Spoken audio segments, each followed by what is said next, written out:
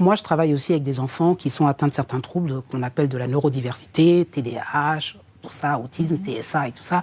Et là aussi, j'ai vu dans le traitement, en l'espace de 10-15 ans, une grosse évolution. On va beaucoup vers le côté pharma, big pharma, hein, molécules et compagnie.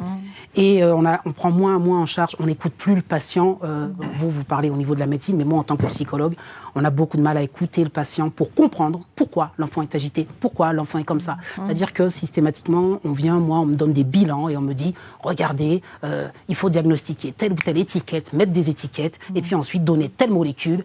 Mais la plupart du temps, je constate que le trouble qu'a l'enfant n'est pas celui qui est le fameux les 4 têtes. Et je dis non, là, on a peut-être un problème autre qui parfois est éducatif ou parfois est autre chose. Et là, il faut faire un travail. Et on n'a plus le temps de faire ça. On n'a plus le temps de parler aux patients. Et comme je le dis dans mon livre justement sur la neurodiversité, les tests coûtent extrêmement cher.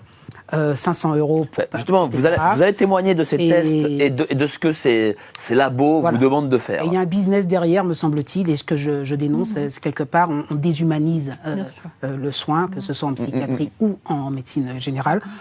À mon avis, il va falloir qu'on parle ce soir du profit, parce que je crois que derrière cela, pour moi, je vois mes confrères et mes consoeurs qui font passer des tests toute la journée.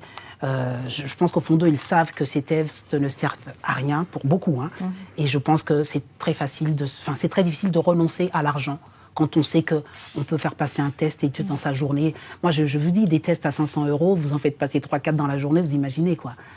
Donc bon, et ça, c'est une question éthique qui me dérange beaucoup. Et qui derrière, je suis encore une fois persuadée, je pourrais vous démontrer ce soir que des fois les confrères qui font passer des tests savent pertinemment que le test va pas servir à grand chose pour le jeune. Hein. Merci beaucoup, cher Jean-Luc. Je sais que vous avez beaucoup de choses à dire ce soir. Oui. Ben...